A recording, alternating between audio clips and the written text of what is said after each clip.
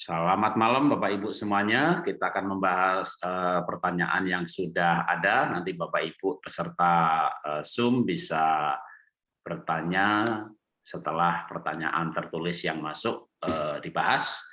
Boleh ditulis di chat.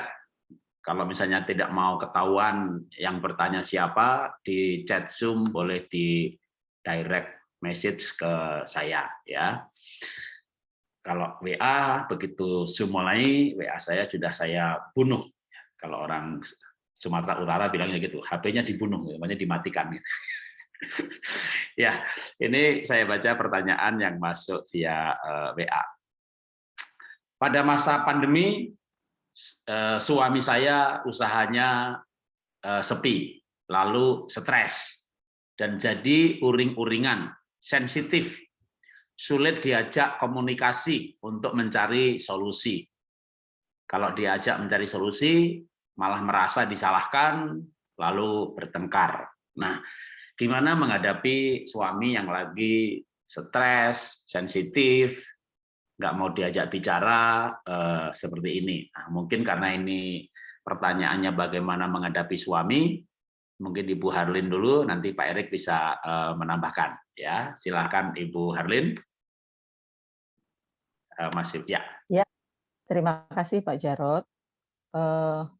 Pertama saya kira kalau untuk masalah ini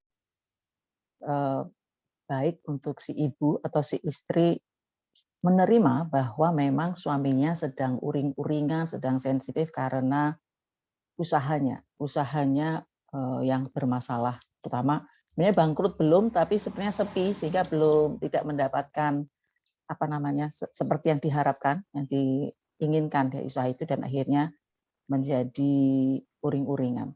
Saya kira perlu dilihat juga komunikasi untuk mencari solusi, akhirnya bapaknya merasa disalahkan, perlu juga si ibu untuk coba melihat bagaimana ibu berkomunikasi dengan bapak.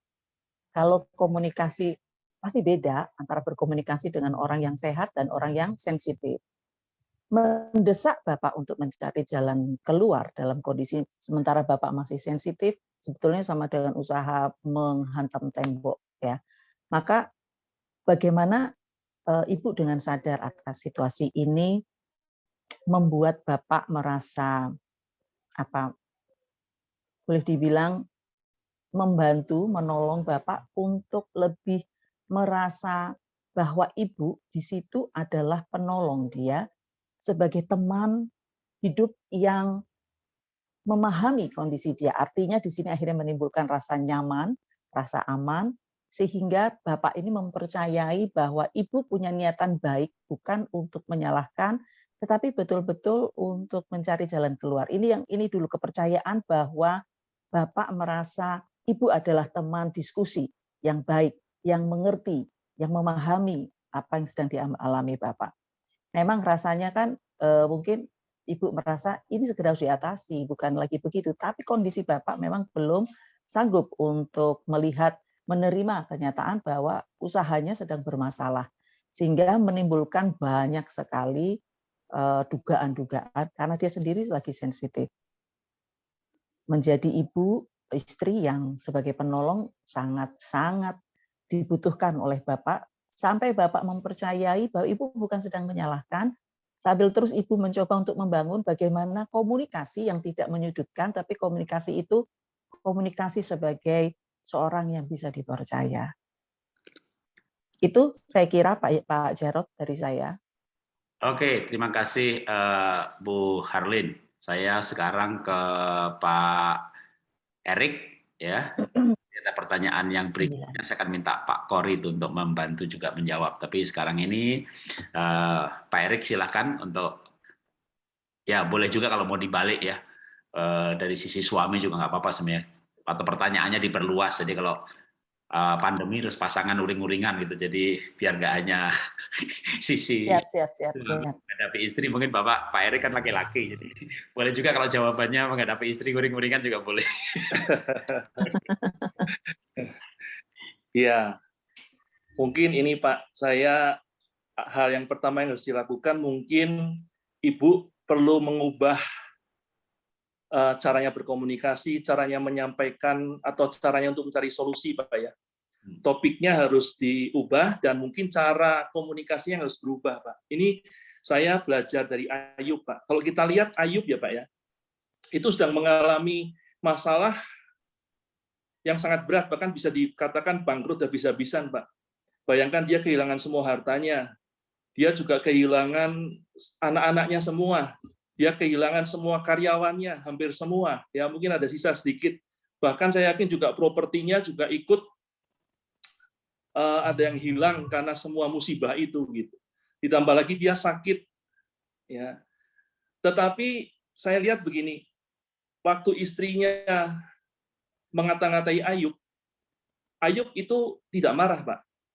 Tetapi berbeda waktu ketiga sahabatnya, Elifas, Bildad, dan Zofar datang kepada Ayub, padahal tujuan mereka untuk menghibur Ayub. Tapi justru di saat itulah Ayub marah. Ya, artinya gini, waktu Ayub mengalami semua beban yang berat itu, ya, Ayub tahan, dia tidak bersalah di hadapan Tuhan, tapi gara-gara perkataan ketiga sahabatnya ini, dia jadi jatuh, Pak. Nah, kenapa perkataan ketiga sahabatnya ini yang padahal mau menghibur tapi malah menjatuhkan? Ya, dan kalau kita lihat perkataan istri Ayub pun sebenarnya nggak bagus juga, tapi dengan perkataan istri Ayub kok Ayub nggak jatuh gitu loh, nggak salah di hadapan Tuhan. Nah, ini mungkin cara berkomunikasi, Pak ya. Kalau saya lihat begini, kenapa waktu istrinya Ayub itu berkata seperti itu Ayub nggak marah? Karena dalam berkomunikasi istri Ayub itu menyerangnya bukan menyerang Ayub, Pak, tapi menyerangnya Tuhan. Istri Ayub kan berkata, masihkah kau bertekun dengan kesalehanmu? Kutukilah Allahmu dan matilah.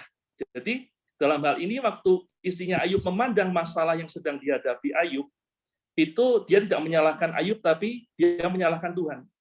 Meskipun ya kita semua tahu bahwa itu juga nggak boleh. Tetapi karena itulah, itu tidak membuat Ayub tersinggung atau marah. Dan juga dalam perkataan istri Ayub kepada Ayub, secara tidak langsung dia sedang mengatakan bahwa meskipun Ayub mengalami semua itu, dia tetap saleh, tetap hidup saleh. Dan ini yang membuat Ayub merasa tidak diserang, Pak. Dan itu membuat Ayub nggak marah. Kita akan tahu Ayub itu sangat concern dengan kesalehan. Dia sangat hidup benar takut akan Tuhan. Nah, karena itu waktu istrinya ngomong keras seperti itu, dia nggak marah. Kenapa? Karena itu tidak menyinggung harga dirinya, emosinya. Nah, berbeda dengan ketiga sahabatnya, Pak. Kalau ketiga sahabatnya kan mereka bermaksud memberikan penghiburan, tapi cara komunikasinya salah. Ketiga sahabatnya kan seakan-akan dia berkata kepada Ayub bahwa Tuhan itu pasti baiklah. Nggak mungkin Tuhan itu melakukan yang nggak baik kalau kamu baik-baik saja. Kalau kamu sampai mengalami ini, artinya kamu pasti sudah berdosa di hadapan Tuhan. Kamu bertobatlah. Ya, padahal kita tahu Ayub itu selalu menjaga hidup dalam kesalehan. Bahkan dia tidak hidup saleh untuk dirinya sendiri, anak-anaknya pun dijaga hidup dalam kesalehan. Nah, karena itu waktu ketiga sahabatnya menyinggung, jadi kesalehan itu buat Ayub hal yang utama, yang penting sekali. Nah, waktu dia diserang di situnya, itu menjadikan dia marah. Tapi waktu istrinya mengkritik dia tidak marah. Kenapa? Karena hal yang penting buat dia tidak diserang oleh istrinya. Begitu. Nah, kemudian kalau saya lihat dari apa yang tadi Pak Jarod katakan tentang ibu ini, dikatakan bahwa Bapak itu sering sensitif waktu diajak komunikasi mencari solusi. Ya. Nah, mungkin untuk menghindari supaya tidak terjadi gesekan pertengkaran, mungkin kalau ibu mau mencari solusi, bukan dimulai dengan komunikasi untuk kepada Bapak bagaimana mencari solusi, tapi ibu yang harus cari solusi, dan itu yang dikatakan kepada Bapak, kepada suami, untuk minta pendapat. Mungkin itu akan membuat komunikasi lebih baik. Kalau istri mengajak suami untuk mencari solusi, seakan-akan itu sedang menunjukkan kegagalan dia, ketidakmampuan dia. Tetapi kalau istri memberikan solusi kepada suami, bagaimana baiknya kalau begini, seakan-akan istri itu hanya memberi usulan, dan waktu dia minta saran dari suami, dia tetap menghargai suami bahwa pendapatnya, sarannya tetap diperlukan oleh sang istri. Jadi dengan demikian komunikasinya mungkin tidak menyerang sisi ego atau sisi sensitif dari sang suami. Mungkin itu Pak, jangan cari solusi tapi berikan solusi dari istri untuk dikomentari oleh suami, sehingga dengan demikian istri menempatkan suami tetap sebagai orang yang lebih pintar dari dirinya, lebih hebat dari dirinya untuk memberikan komentar atas solusi yang diberikan oleh istri. Dan saran saya, kalau istri memberikan solusi nggak perlu yang hebat-hebat, solusi sederhana aja. Baru setelah itu nanti ajak suami untuk mencari solusi lain yang lebih bagus, yang lebih baik dari solusi yang dia berikan. Jadi mungkin ini dengan komunikasi seperti ini, intinya sama, cari solusi, tapi caranya berbeda sehingga diharapkan tidak menyinggung sisi sensitif dari seorang pria yang sedang mengalami kejatuhan, ya, mengalami penurunan dalam karirnya. Mungkin itu Pak yang bisa saya tambahkan. Terima kasih. Oke, terima kasih Pak Erik dan Bu Harlin. Ya, saya tambahkan atau saya baca ulang pertanyaannya, nanti saya akan tambahkan. Pandemi, suami saya usahanya sepi, lalu stres dan jadi uring-uringan, sensitif, sulit diajak komunikasi, mencari solusi. Kalau diajak mencari solusi, merasa disalahkan, lalu bertengkar. Bagaimana menghadapi suami seperti ini? Oke, tambahan dari saya, sangat dipahami dan harus dipahami oleh istri ataupun suami kalau salah satu pasangan itu jatuh, bangkrut, rugi, kena PHK. Bisa juga kebalikannya, ibu punya toko di mall, di pasar, nggak boleh buka, jadi sepi. Itu pasti ya secara manusia akan membuat sensitif ya. Kenapa sensitif? Karena kan galau ya, galau dengan pembiayaan, dengan masa depan. Makin berat keadaannya pasti makin sensitif ya. Apakah usahanya itu ada utang di bank, lalu nggak bisa bayar cicilan, bahkan debt collector mulai datang, motor mulai diangkut. Jadi emang usaha sepi ini kan rentetannya banyak banget. Banyak banget. Belum lagi kalau bapaknya tipe yang khawatir, gelisah gitu, bukan tipe yang tenang. Nah, sekarang langkah pertamanya istri sebagai penolong menurut saya membantu suami untuk tidak stresnya ya. Contohnya, nah kalau contoh ini kebetulan kan memang saya juga ngalami ya. Jadi 2019 usaha yang terbesar saya, IFA, itu bangkrut. Lalu sekolah yang akhirnya dipegang istri juga mulai berkurang pendapatannya, bahkan hanya cukup untuk operasional. Bahkan akhirnya kurang untuk operasional, guru-guru pun harus diajak untuk pengurangan ya kayak uang transport, uang makannya, karena emang dari rumah ya nggak ada transport gitu ya. Karena emang ekonomi lagi susah. Nah, saya mungkin dikenal sebagai orang yang ketika bangkrut, ketika mengalami bukan sepi lagi ya, bangkrut, malah sempat waktu pas tutup itu kami nyisain utang di bank 17 miliar ya, utang perusahaan. Nah, yang bikin saya dengan cepat tidak stres itu istri itu berkata-kata positif. Jadi misalnya begitu bangkrut gitu ya, puji Tuhan bangkrutnya pas anak selesai semua kuliah, Tuhan tuh baik. Coba kalau misalnya 2 tahun lalu anak kita pasti akan pulang berhenti kuliah, ya kan. Anak saya kan yang 1-2 emang beasiswa, tapi yang nomor 3 tuh nggak beasiswa dan di Australia biayanya mahal. Jadi begitu bangkrut gitu tuh respon-responnya itu positif gitu ya. Kata-katanya itu nggak nambahi pikiran gitu ya. Jadi malah puji Tuhan lah bangkrutnya udah pas banget ini gitu. Jadi melihat sisi positifnya gitu. Terus ya kita pasti bisa makan lah, cuma kita berdua, anak-anak juga nanti pasti bisa hidup sendiri. Kita berdua makan berapa banyak sih? Nah, itu kata-kata yang sebenarnya mengurangi level stres ya. Kalau kata-katanya lain misalnya nih, aduh kita nggak punya deposito, kita nggak punya asuransi, kalau kita sakit gimana nih berobat, masa ngerepotin anak gitu ya, atau hal-hal kekhawatiran yang lain gitu, itu akan makin tambah khawatir gitu ya. Aduh, kita cekak banget nih, ya, emang cekak ya waktu saya bangkrut itu, dan langsung pasapan saldo kita, uang kita tuh hanya untuk cukup 3 bulan gitu. Tapi orang lain kan lebih parah lagi ya, ada yang mungkin uangnya hanya cukup untuk 3 minggu, atau untuk lanjut 1 minggu, minggu depan nggak tahu makan apa gitu ya. Tapi yang diucapkan itu kalimat-kalimat yang positif. Jadi itu membantu mengurangi stres. Lalu belum lagi kalimat-kalimat yang menyatakan siap untuk sama-sama berjuang. Jadi misalnya, ya kalau kita usaha sepi, ya kita siaplah, kita sama-sama aja makannya lebih irit, minumnya lebih irit. Gitu. Jadi saya biasanya cemilan itu cari kalau yang sehat itu kalau nggak rebus-rebusan gitu ya, kacang. Kacang itu kan sumber vitamin E juga. Jadi begitu duitnya sedikit, kami bangkrut gitu. Istri saya itu beli kacang itu kacang yang udah pecah-pecah itu loh. Itu ilmu dari ibu saya tuh. Beli kacang yang udah pecah gitu ya.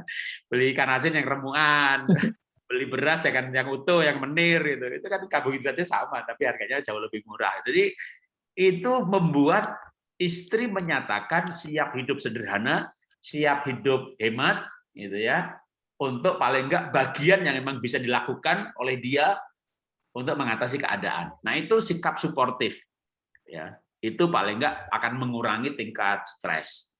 Kalau misalnya usaha sepi, kamu sih dulu aku udah bilang jangan buka di mall gitu ya. Supplier online aja atau kamu tuh gini, udah sepi disalahin lagi. Udah itu pasti berantem deh. Jadi ketika mau mencari solusi itu memang harus berangkat dari niat baik gitu ya. Lalu ayo diatasi bersama. Yang sering bikin berantem itu, ya kamu tuh jangan diem aja dong, kamu tuh mesti cari usaha, terserah apa aja, tapi ya ini kan tagihan bulan depan, loh, tagihannya masih bulan depan, gitu, padahal masih lama. Gitu ya. Kalau bagi saya itu sebulan itu masih lama.